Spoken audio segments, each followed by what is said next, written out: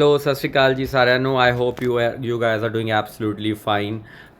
ਸ਼ਾਇਦ ਤੁਸੀਂ ਵੀਡੀਓ ਦੇ ਵਿੱਚ ਵੋਲਿਊਮ ਠੀਕ ਤੁਹਾਨੂੰ ਆ ਰਹੀ ਹੋਏਗੀ।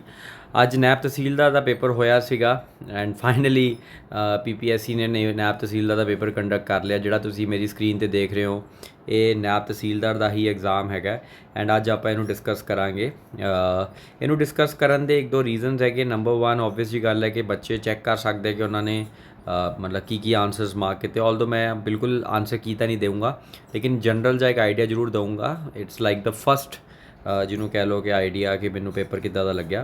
सैकेंड रीज़न ये है कि हुण नैब तहसीलदार का पेपर हो गया तो मोस्ट लाइकली PCS प्रीलिम्स का भी एग्जाम नेड़े तेड़े लगता है। तो इस करके आप हुण थोड़ा जा अपने आप को ओरीएंट करिए कि PCS का पेपर दे विच आपां किस तरीके का जो है वो आइडिया रखना है। तो एग्ज़ाम के उपर जनरल जा व्यू यही है कि एग्ज़ाम थोड़ा जा मॉडरेट टू डिफिकल्ट लैवल का सीगा।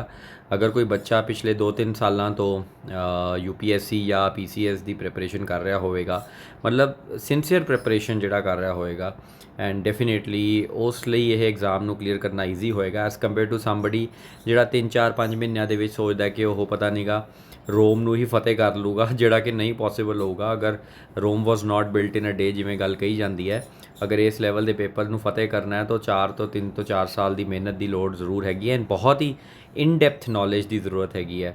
काफ़ी ज़्यादा जिहड़ा है एनालिसिस करन दे जरूरी है GS के क्वेश्चन का स्पैशली, क्योंकि 80 क्वेश्चन GS के सीगे, 40 क्वेश्चन जिहड़े सीगे वो रीजनिंग ते सीगे एंड रीजनिंग थोड़ी जी डिफिकल्ट नहीं सीगी, मैनू तो ईजी लगी।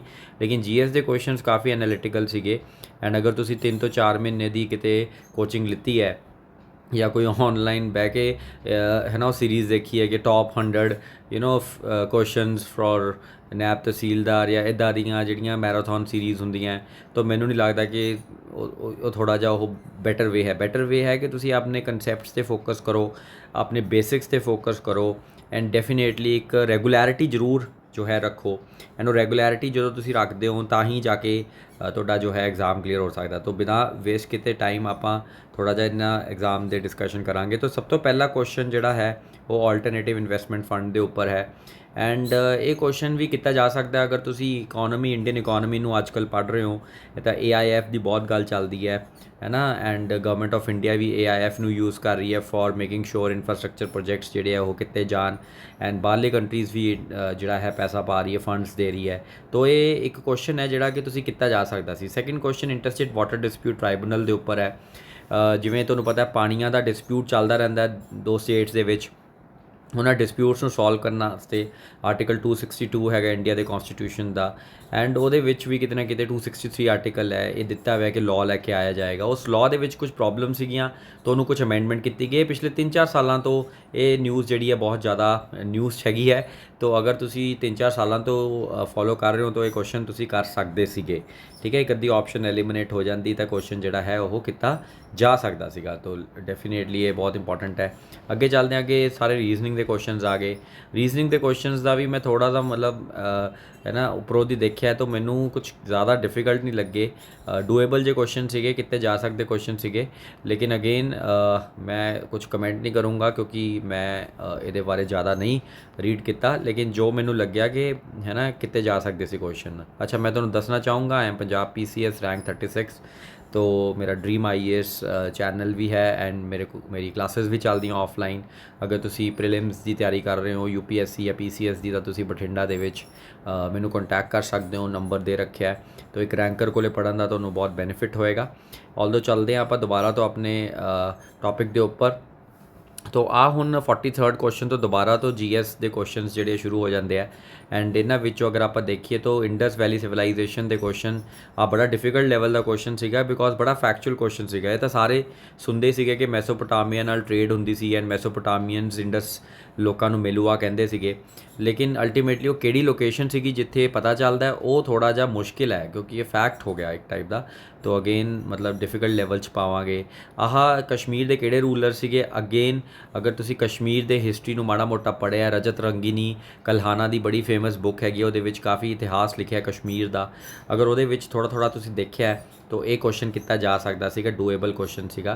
इस तो इलावा ये टॉपिक मैं क्लास ਦੇ ਵਿੱਚ 4-5 दिन पहला ही ਜਦੋਂ एंशेंट इंडिया ਅਸੀਂ ਕਰ ਰਹੇ ਸੀਗੇ 10 ਕੁ ਦਿਨ ਪਹਿਲਾਂ ਦੀ ਗੱਲ ਹੈ, तो मैं जैनिज़म ਦਾ ਟੌਪਿਕ ਜਦੋਂ ਕਰਾ ਰਿਹਾ ਸੀਗਾ ਤਾਂ ਉਹਦੇ ਵਿੱਚ ਮੈਂ ਇਹ ਫੋਟੋ ਦਿਖਾਈ ਸੀਗੀ, ਬੜੀ ਫੇਮਸ ਹੈ, 24 ਤੀਰਥਨਕਾਰਾਂ ਦੀ ਫੋਟੋ ਹੈ ਐਂਡ ਉਹਨਾਂ ਦੇ ਨਾਲ ਉਹਨਾਂ ਦੇ ਸਿੰਬਲਸ ਵੀ ਹੈਗੇ ਹੈ। तो ਉੱਥੋਂ ਇਹ ਕੁਐਸਚਨ ਡੂਏਬਲ ਜਿਹਾ ਕੁਐਸਚਨ ਸੀਗਾ, ਈਜ਼ੀਲੀ ਕੀਤਾ ਜਾ ਸਕਦਾ ਸੀਗਾ। ਅਗੇਨ ਜਿਹੜੇ ਬੱਚਿਆਂ ਨੇ ਮਤਲਬ ਜੈਨਿਜ਼ਮ ਸਿਰਫ ਇੰਨਾ ਹੀ ਪੜ੍ਹ ਕੇ ਚਲੇ ਗਏ ਕਿ ਹਾਂਜੀ ਮਹਾਵੀਰਾ ਜੀਨਾ ਜੈਨਿਜ਼ ਜਿਹੜੇ ਸੀਗੇ ਉਹ ਉਹਨਾਂ ਨੇ ਫਾਊਂਡ ਮਤਲਬ ਕੀਤਾ 24 ਸੀ, ਅਗਰ ਅੰਦਰ ਤੱਕ ਤੁਸੀਂ ਨਹੀਂ ਪੜ੍ਹਦੇ तो मतलब मैं तो ये सोचता कि तुहानूं तैयारी करन दा भी कोई बेनीफिट नहीं है, फिर तो टाइम वेस्ट ते पैसा वेस्ट वाली गल है।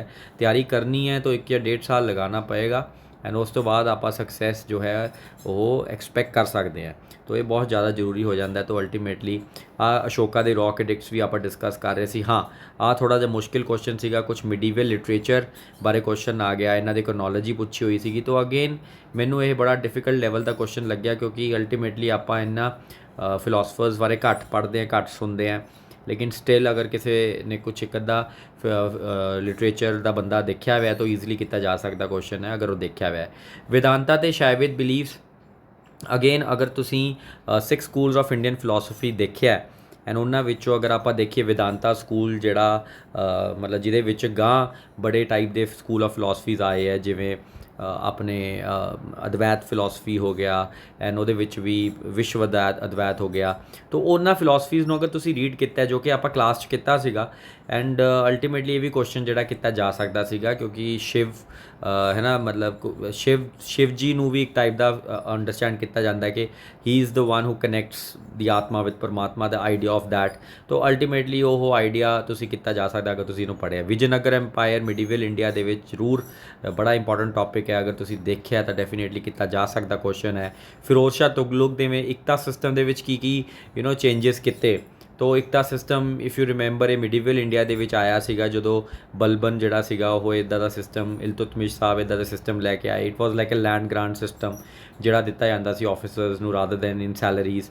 तो वो सिस्टम दे विच फिरोज शाह तुगलक ने की नहीं इंट्रोड्यूस किया।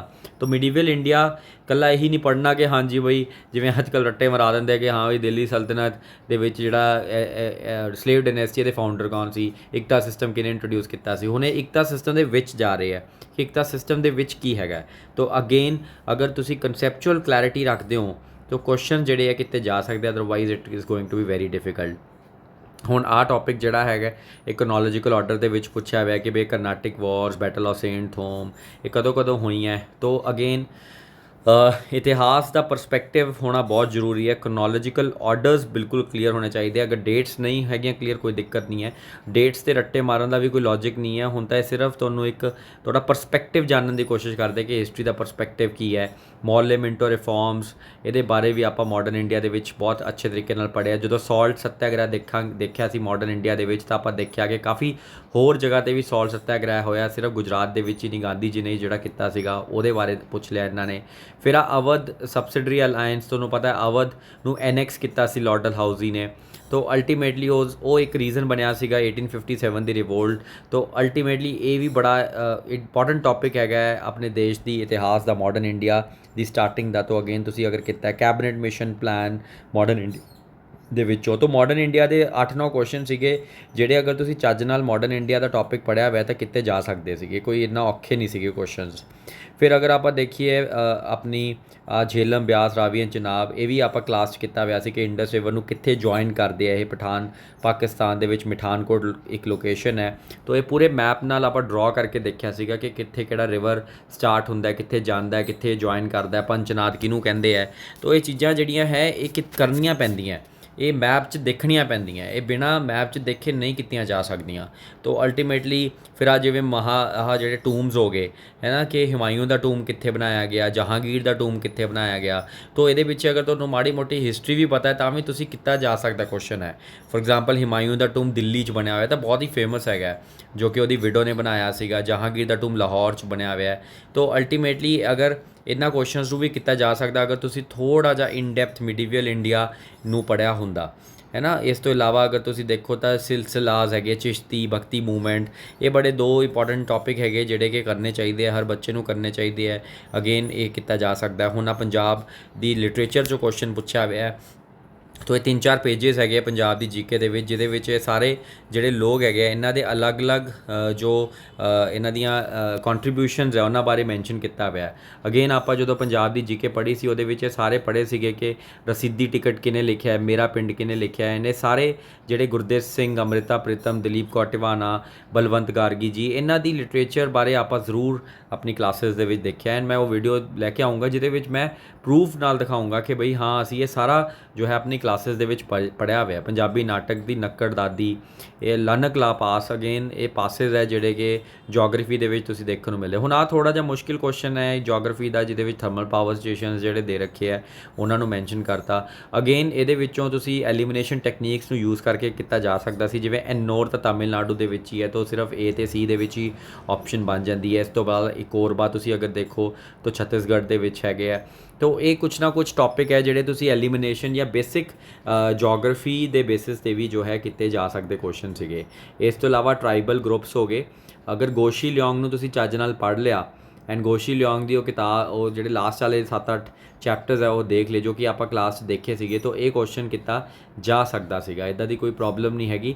ਫਿਰ ਆਹ ਲੇਕਸ, ਫਰੈਸ਼ ਵਾਟਰ ਲੇਕਸ ਨੂੰ ਆਪਾਂ ਵੋਲਿਊਮ ਆਫ ਵਾਟਰ ਦੇ ਬੇਸਿਸ ਦੇ ਉੱਪਰ ਕਰਨਾ ਹੈ, ਤਾਂ ਹੁਣ ਇਹ ਥੋੜ੍ਹਾ ਜਿਹਾ ਮੁਸ਼ਕਿਲ ਕੁਐਸਚਨ ਹੋ ਜਾਂਦਾ ਬਿਕੋਜ਼ ਵੋਲਿਊਮ ਆਫ ਵਾਟਰ ਬਹੁਤ ਡਿਬੇਟੇਬਲ ਹੈ ਐਂਡ ਇਹ ਬੜਾ ਫੈਕਚੁਅਲ ਕੁਐਸਚਨ ਹੈ।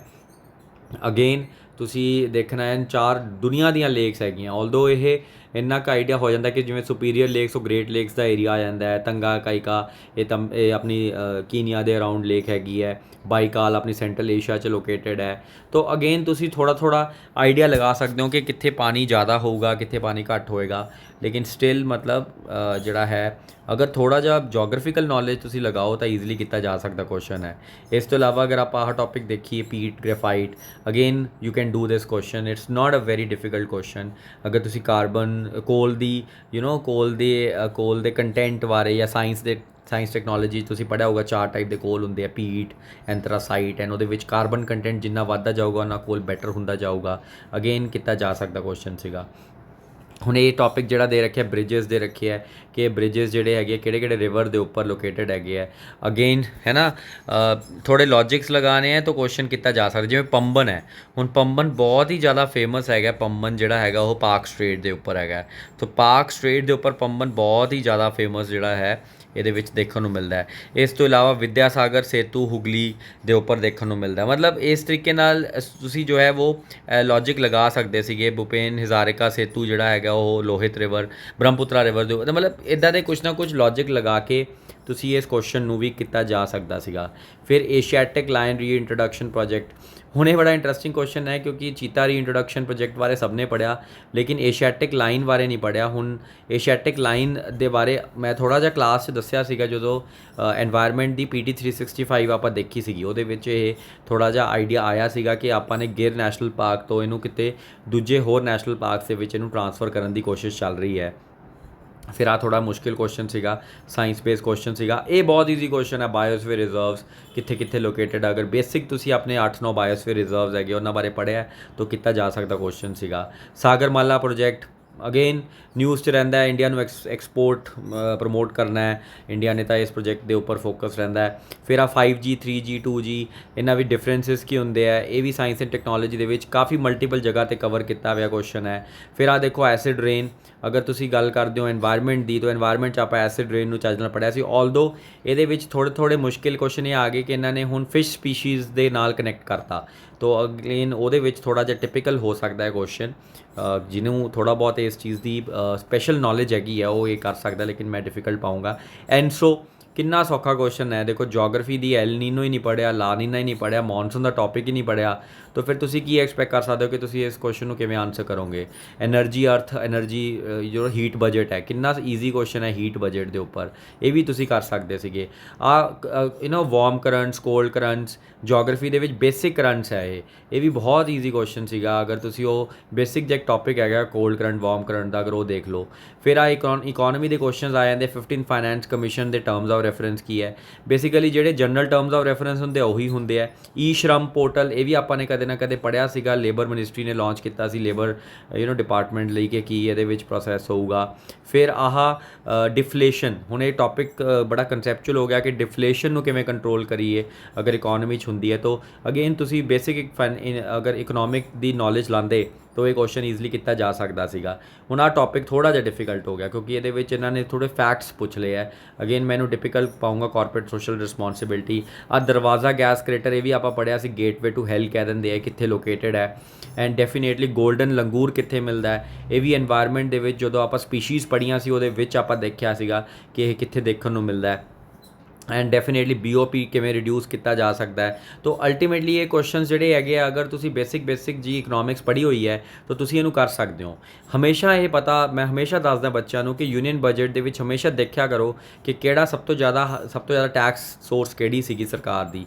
ਐਂਡ ਉਹ ਵੀ ਆਪਾਂ ਕਿਤੇ ਨਾ ਕਿਤੇ ਇਹਦੇ ਬਾਰੇ ਵੀ ਦੇਖਿਆ ਹੋਇਆ। ਐਕਸਟਰਾ ਬਜਟਰੀ ਰਿਸੋਰਸਿਸ, ਇਹ ਮੈਂ ਪਤਾ ਨਹੀਂ ਕਿੰਨੀ ਵਾਰੀ ਕਲਾਸ ਦੇ ਵਿੱਚ ਕਰਾਇਆ ਸੀਗਾ, EBR ਕੀ ਹੁੰਦਾ ਹੈ ਨਾ। ਐਂਡ ਇਹਦੇ ਉੱਤੇ ਵੀ ਨਕੇਲ ਕਸਣ ਦੀ ਲੋੜ ਹੈਗੀ, ਐਕਸਟਰਾ ਬਜਟਰੀ ਰਿਸੋਰਸਿਸ ਦੇ ਉੱਪਰ ਵੀ ਅਗੇਨ ਕੀਤਾ ਜਾ ਸਕਦਾ। ਹੁਣ ਆਹ ਥੋੜ੍ਹਾ ਟਿਪੀਕਲ ਕੁਐਸਚਨ ਹੈ HOTINET, ਹੈ ਨਾ, ਕਿਉਂਕਿ ਅਲਟੀਮੇਟਲੀ ਇਹ ਮਤਲਬ ਸਕੀਮ ਹੈਗੀ ਹੈ ਕੋਈ।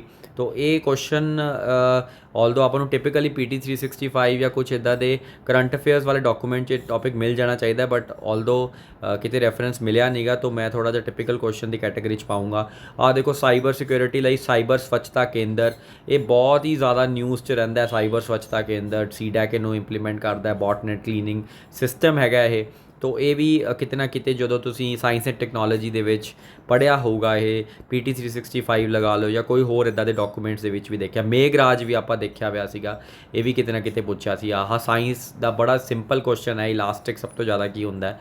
ਇਲਾਸਟਿਕ ਉਹ ਚੀਜ਼ ਹੁੰਦੀ ਹੈ ਜਿਹੜੀ ਆਪਣੀ ਸ਼ੇਪ ਦੁਬਾਰਾ ਤੋਂ ਕਰ ਲੇ, ਹੈ ਨਾ, ਵਿਦਾਊਟ ਐਨੀ ਡਿਫੋਰਮੇਸ਼ਨ। ਤਾਂ ਸਟੀਲ ਸਭ ਤੋਂ ਜ਼ਿਆਦਾ ਇਲਾਸਟਿਕ ਹੁੰਦਾ। ਅਗੇਨ ਬੱਚੇ ਇਹਦੇ ਵਿੱਚ ਕਨਫਿਊਜ਼ ਹੋ ਸਕਦੇ, ਰਬਰ ਨੂੰ ਮਾਰਕ ਕਰਕੇ ਆ ਜਾਣਗੇ ਜਾਂ ਕਿਵੇਂ ਕਰਕੇ, ਲੇਕਿਨ ultimately steel is the most elastic ਇਹਨਾਂ ਦੇ ਵਿੱਚੋਂ। ਫਿਰ ਸਾਇੰਸ ਐਂਡ ਟੈਕਨੋਲੋਜੀ ਦੇ ਵਿੱਚ ਆਪਾਂ ਸਾਰੇ ਇੰਡੀਆ ਦਾ ਇੰਟੀਗ੍ਰੇਟਿਡ ਮਿਜ਼ਾਈਲ ਡਿਵੈਲਪਮੈਂਟ ਪ੍ਰੋਗਰਾਮ ਪੜ੍ਹਿਆ, ਅਦਿੱਤਿਆ L1 ਮਿਸ਼ਨ ਪੜ੍ਹਿਆ। ਆਲਦੋ ਇਹਦੇ ਵਿੱਚ ਕੁਐਸਚਨ ਬੜਾ ਟਿਪੀਕਲ ਪੁੱਛ ਲਿਆ ਇਹਨਾਂ ਨੇ ਕਿ ਅਦਿੱਤਿਆ L1 ਮਿਸ਼ਨ ਦੇ ਵਿੱਚ ਕਿਹੜਾ ਉਹ ਕੈਮਰਾ ਹੋਏਗਾ, ਤਾਂ ਮੈਨੂੰ ਥੋੜ੍ਹਾ ਜਿਹਾ ਟਿਪੀਕਲ ਕੁਐਸਚਨ ਲੱਗਿਆ।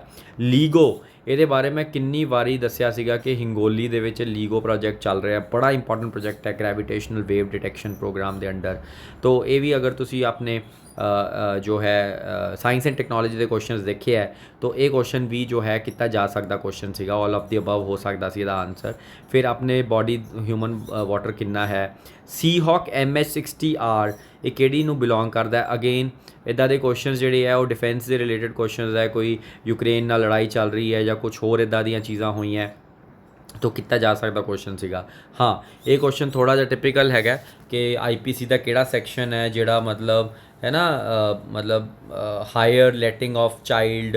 ਤਾਂ ਇਹ ਮਤਲਬ ਥੋੜ੍ਹਾ ਜਿਹਾ ਮੈਨੂੰ ਟਿਪੀਕਲ ਕੁਐਸਚਨ ਲੱਗਿਆ, ਬਿਕੋਜ਼ ਇੰਨੇ IPC ਦੇ ਸੈਕਸ਼ਨਸ ਹੈ, ਕਿਹੜੇ ਕਿਹੜੇ ਤੁਸੀਂ ਯਾਦ ਕਰੋਗੇ। ਤਾਂ ਅਗੇਨ ਇੱਦਾਂ ਨਹੀਂ ਮੈਂ ਕਹਿ ਸਕਦਾ ਕਿ ਸਾਰੇ ਕੁਐਸਚਨਸ ਡੂਏਬਲ ਸੀਗੇ। ਹਾਂ, 15-16 ਇੱਦਾਂ ਦੇ ਸਵਾਲ ਸੀਗੇ ਜਿਹੜੇ ਕਿ ਥੋੜ੍ਹੇ ਜਿਹੇ ਮੁਸ਼ਕਿਲ ਦੇ ਸਕਦੇ ਸੀਗੇ, ਲੇਕਿਨ ਬਾਕੀ ਜਿਹੜੇ ਕੁਐਸਚਨ ਸੀਗੇ ਉਹ ਕੁਐਸਚਨਸ ਅਗਰ ਤੁਸੀਂ ਥੋੜ੍ਹਾ ਜਿਹਾ ਅਨੈਲਿਸਿਸ ਕਰਕੇ ਕਰਦੇ, ਥੋੜ੍ਹਾ ਜਿਹਾ ਡੈਪਥ ਨੌਲੇਜ ਲੈ ਕੇ ਕਰਦੇ ਤਾਂ ਤੁਸੀਂ ਈਜ਼ੀਲੀ ਉਹਨਾਂ ਨੂੰ ਕਰੈਕ ਕਰ ਸਕਦੇ ਸੀਗੇ। ਫਿਰ ਆਹ ਕੁਐਸਚਨ ਦੇਖੋ, ਰਾਈਟ ਅਗੇਂਸਟ ਐਕਸਪਲੋਇਟੇਸ਼ਨ, ਕਿੰਨਾ ਈਜ਼ੀ ਕੁਐਸਚਨ ਹੈ ਇਹ। ਆਰਟੀਕਲ 23, 24, ਇਹ ਦੋ ਇੱਦਾਂ ਦੇ ਆਰਟੀਕਲਸ ਹੈ ਜਿਹੜੇ ਐਕਸਪਲੋਇਟੇਸ਼ਨ ਦੇ ਰਾਈਟਸ ਨੂੰ ਪ੍ਰੋਟੈਕਟ, ਮਤਲਬ ਰਾਈਟ ਅਗੇਂਸਟ ਐਕਸਪਲੋਇਟੇਸ਼ਨ ਦਿੰਦੇ ਕੌਨਸਟੀਟਿਊਸ਼ਨ ਦੇ ਵਿੱਚ। ਸੰਵਿਧਾਨ ਦੇ ਬੇਸਿਕ ਪਹਿਲੇ 3-4 ਚੈਪਟਰਸ ਦੇ ਵਿੱਚ ਦੇ ਰੱਖਿਆ ਹੈ।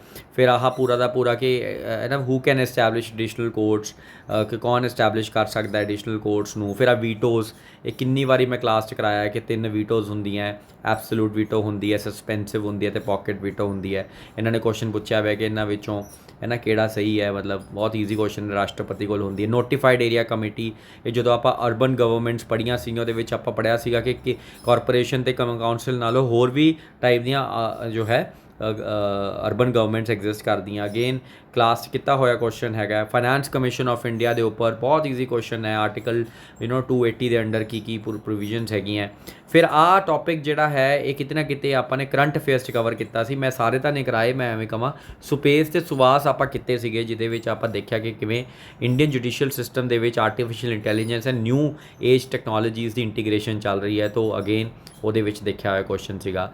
ਫਿਰ ਆਹ ਸਵਮਵਿਤਾ ਯੋਜਨਾ ਤੁਹਾਨੂੰ ਪਤਾ ਹੈ ਬਹੁਤ ਹੀ ਫੇਮਸ ਯੋਜਨਾ ਹੈ ਸਰਕਾਰ ਦੀ, ਅਤੇ ਭੂਮੀ ਯੋਜਨਾ ਕਰਨਾਟਕਾ ਗਵਰਨਮੈਂਟ ਦੀ ਬੜੀ ਫੇਮਸ ਗਵਰਨਮੈਂਟ ਯੋਜਨਾ ਹੈਗੀ। ਲੈਂਡ ਰਿਕਾਰਡ ਮੋਡਰਨਾਈਜੇਸ਼ਨ ਪ੍ਰੋਗਰਾਮਸ ਹੈ, ਜ਼ਮੀਨਾਂ ਦੇ ਰਿਗਾਰਡਿੰਗ ਇਹ ਕੁਐਸਚਨਸ ਹੈਗੇ ਆ, ਤਾਂ ਅਗੇਨ ਕੀਤਾ ਜਾਣ ਵਾਲਾ ਕੁਐਸਚਨ ਸੀਗਾ। ਇਕਨੋਮਿਕ ਸਰਵੇ 2022 ਬਾਰੇ ਆ ਗਿਆ ਸਵਾਲ।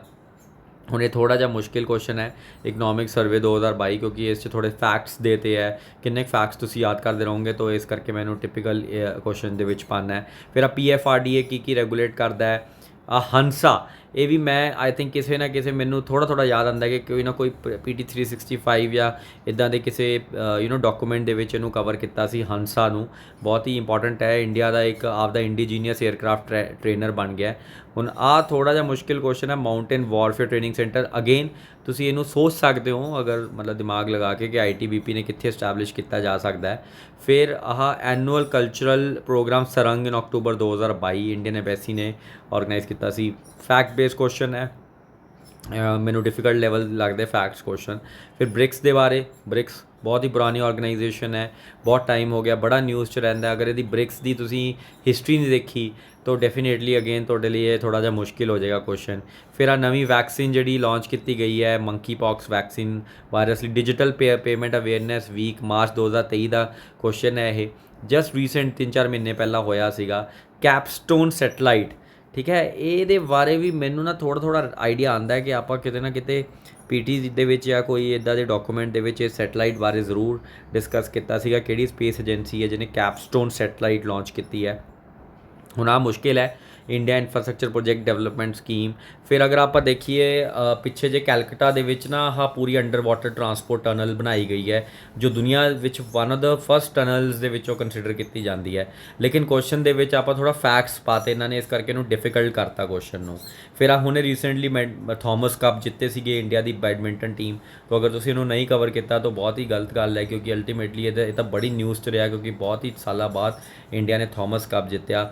ਫਿਰ ਆਹ ਪਦਮਾ ਸ਼੍ਰੀ ਅਵਾਰਡਸ, ਇਹ ਥੋੜ੍ਹਾ ਜਿਹਾ ਡਿਫਿਕਲਟ ਕੁਐਸਚਨ ਹੈ, ਇਹਦੇ 'ਚ ਕੋਈ ਸ਼ੱਕ ਵਾਲੀ ਗੱਲ ਨਹੀਂ ਹੈ, ਕਿਉਂਕਿ ਪਦਮਾ ਭੂਸ਼ਣ ਤਾਂ ਬੰਦਾ ਯਾਦ ਕਰ ਲੈਂਦਾ, ਪਦਮਾ ਵਿਭੂਸ਼ਣ ਯਾਦ ਕਰ ਲੈਂਦਾ, ਭਾਰਤ ਰਤਨ ਯਾਦ ਕਰ ਲੈਂਦਾ, ਲੇਕਿਨ ਪਦਮਾ ਸ਼੍ਰੀ ਤਾਂ ਯਾਰ ਬਹੁਤ ਲੋਕਾਂ ਨੂੰ ਮਿਲਦਾ, ਇਸ ਕਰਕੇ ਯਾਦ ਕਰਨਾ ਬਹੁਤ ਮੁਸ਼ਕਿਲ ਹੈ। ਤਾਂ ਇਸ ਕਰਕੇ ਮੈਂ ਇਸ ਕੁਐਸਚਨ ਨੂੰ ਥੋੜ੍ਹਾ ਜਿਹਾ ਡਿਫਿਕਲਟ ਲੈਵਲ 'ਤੇ ਜੋ ਹੈ ਲੈ ਕੇ ਜਾਊਂਗਾ, ਲੇਕਿਨ ਅਗਰ ਮੈਨੂੰ ਮੌਕਾ ਜਾਂ ਟਾਈਮ ਮਿਲੇ ਤਾਂ ਮੈਂ ਥੋੜ੍ਹਾ ਦਿਮਾਗ ਲਗਾ ਕੇ ਜ਼ਰੂਰ ਇਸ ਕੁਐਸਚਨ ਨੂੰ ਸੋਲਵ ਕਰਨ ਦੀ ਕੋਸ਼ਿਸ਼ ਕਰੂੰਗਾ। GST ਕੀਤਾ ਜਾ ਸਕਦਾ। ਆਪਾਂ ਕਲਾਸ 'ਚ ਕੀਤੇ ਹੋਏ ਕੁਐਸਚਨਸ ਹੈ, Nobel prize winners, and definitely ਜਿਹੜੇ 2022 ਦੇ ਵਿਨਰਸ ਹੈ ਉਹਨਾਂ ਦੀ ਆਪਾਂ ਨੇ ਹੈ ਨਾ ਫੀਲਡ ਨਾਲ ਕਨੈਕਟ ਕਰਨੇ ਹੈ। ਤੋ ਜਿਵੇਂ ਕਲਿੱਕ ਕੈਮਿਸਟਰੀ ਲਈ ਮਿਲਿਆ ਸੀਗਾ, ਜਾਂ ਫਿਰ ਮੈਨੂੰ ਯਾਦ ਆਉਂਦਾ ਕੁਆਂਟਮ ਕੰਪਿਊਟਰਸ ਲਈ ਮਿਲਿਆ ਸੀਗਾ, ਜਾਂ ਇੱਕ ਉਹ ਬੰਦਾ ਸੀਗਾ ਜਿਹਨੂੰ ਉਹਦੇ ਲਈ ਮਿਲਿਆ ਸੀ, ਬਾਇਓਲੋਜੀ ਲਈ ਮਿਲਿਆ ਸੀਗਾ, ਜਿਹਨੇ ਉਹ ਪੂਰਾ ਪੇਲੀਓਜੀਨੋਮਿਕਸ ਦਾ ਆਈਡੀਆ ਜੋ ਹੈ ਉਹ ਲੈ ਕੇ ਆਏ ਸੀਗੇ। ਤੋ ਇੱਦਾਂ ਦੇ ਕੁਐਸਚਨਸ ਜਿਹੜੇ ਆ ਅਗੇਨ ਤੁਹਾਡੇ PT 365 ਜਾਂ ਕੁਛ ਹੋਰ ਕਰੰਟ ਅਫੇਅਰਸ ਦੇ ਟੌਪਿਕ 'ਚੋਂ ਕੀਤੇ ਜਾ ਸਕਦੇ ਆ। ਆ ਮਹਿਲਾ ਸਨਮਾਨ ਸੇਵਿੰਗ ਸਰਟੀਫਿਕੇਟ ਸਕੀਮ, ਇਹ ਕੁਐਸਚਨ ਜਿਹੜਾ ਹੈਗਾ ਮਹਿਲਾ ਸਨਮਾਨ ਸੇਵਿੰਗ ਸਰਟੀਫਿਕੇਟ ਸਕੀਮ, ਇਹ ਵੀ ਮੈਨੂੰ ਕਿਤੇ ਨਾ ਕਿਤੇ ਯਾਦ ਆਉਂਦਾ ਕਿ ਇਹ ਥੋੜ੍ਹਾ ਵਿਮਨ ਐਮਪਾਵਰਮੈਂਟ ਲਈ ਕੀਤਾ ਗਿਆ। ਹੁਣ ਆਹ ਕੁਐਸਚਨ ਬਹੁਤ ਟਿਪੀਕਲ ਸੀਗਾ, G20 ਐਮਪਾਵਰ, ਇਹ ਮਤਲਬ ਬਹੁਤ ਹੀ ਜ਼ਿਆਦਾ ਟਿਪੀਕਲ ਕੁਐਸਚਨ ਸੀਗਾ। ਮੈਨੂੰ ਹੈ ਨਾ ਲੱਗਦਾ ਕਿ ਔਖਾ ਹੈ ਕੁਐਸਚਨ ਕਰਨਾ, ਕਿਉਂਕਿ ਇਹਦੇ ਵਿੱਚ ਕੁਝ ਥੀਮਸ ਦੇ ਰੱਖੀਆਂ, ਹੁਣ ਇਹ ਥੀਮਸ ਕਿੰਨੇ ਕੁ ਤੁਸੀਂ ਯਾਦ ਕਰਦੇ ਰਹੋਗੇ। ਐਂਡ ਫਾਈਨਲੀ ਮਨੀ ਬਿੱਲ ਦੇ ਉੱਪਰ ਅਗਰ ਤੁਸੀਂ ਕੁਐਸਚਨ ਨਹੀਂ ਸੋਲਵ ਕਰ ਪਾਏ ਤਾਂ ਫਿਰ ਤੁਹਾਡੀ ਪੋਲਿਟੀ ਦੀ ਰਿਵੀਜ਼ਨ ਦੀ ਜ਼ਰੂਰਤ ਹੈ, ਠੀਕ ਹੈ। And last but not the least geography ਦਾ ਬਹੁਤ ਹੀ ਸਿੰਪਲ ਕੁਐਸਚਨ ਹੈ।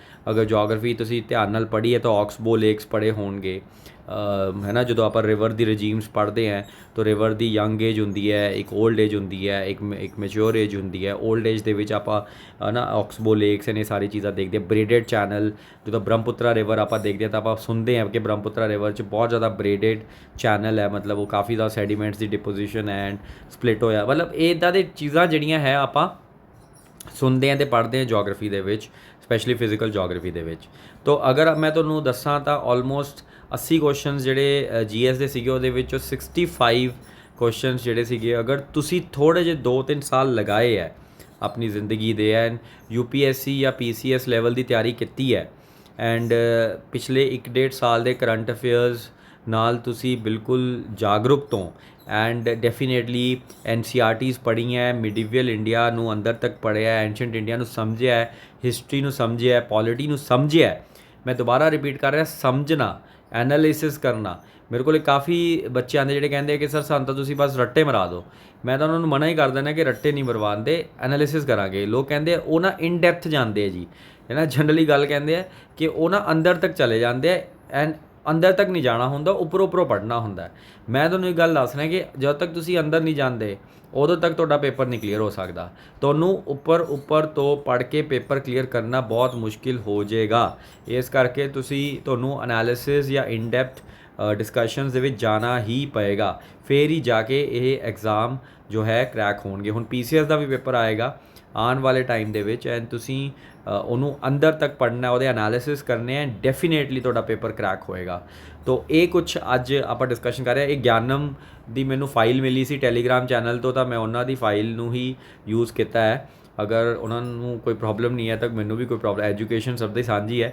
ਲੇਕਿਨ ਹਾਂ ਇਹ ਹੈ ਕਿ ਡੈਫੀਨੇਟਲੀ ਇਹ ਤਾਂ ਪੇਪਰ PPSC ਦਾ ਪੇਪਰ ਹੈ, ਤੋ ਅਲਟੀਮੇਟਲੀ ਹੈ ਨਾ ਉਹਨਾਂ ਦੀ ਕਾਪੀਰਾਈਟ ਜ਼ਿਆਦਾ ਇੰਪੋਰਟੈਂਟ ਹੈ, ਠੀਕ ਹੈ। ਬਟ ਯਾ ਤੋ ਇਹ ਪੂਰਾ ਦਾ ਪੂਰਾ ਪੇਪਰ ਦੀ ਡਿਸਕਸ਼ਨ ਸੀਗੀ। ਅਗਰ ਤੁਹਾਨੂੰ ਡਿਸਕਸ਼ਨ ਠੀਕ ਲੱਗੀ ਹੋਵੇ ਤਾਂ ਮੈਨੂੰ ਜ਼ਰੂਰ ਫੋਲੋ ਕਰੋ, ਮੇਰੇ ਚੈਨਲ ਨੂੰ ਲਾਈਕ ਕਰੋ, ਸ਼ੇਅਰ ਕਰੋ, ਸਬਸਕ੍ਰਾਈਬ ਕਰ ਦਿਓ। ਐਂਡ ਡੈਫੀਨੇਟਲੀ ਅਗਰ ਤੁਸੀਂ ਬਠਿੰਡਾ ਜਾਂ ਆਸ-ਪਾਸ ਦੇ ਕਿਸੇ ਏਰੀਆ ਦੇ ਵਿੱਚ ਹੈਗੇ ਹੋ ਤੋ ਕੰਟੈਕਟ ਕਰ ਸਕਦੇ ਹੋ। ਸਾਡੀ ਕਲਾਸਿਸ, ਸਾਡਾ ਨਵਾਂ ਬੈਚ ਸ਼ੁਰੂ ਹੈ, ਉਹਦੇ ਵਿੱਚ ਵੀ ਤੁਸੀਂ ਐਨਰੋਲ ਕਰ ਸਕਦੇ ਹੋ। ਥੈਂਕ ਯੂ, ਸਤਿ ਸ਼੍ਰੀ ਅਕਾਲ ਜੀ ਸਾਰਿਆਂ ਨੂੰ।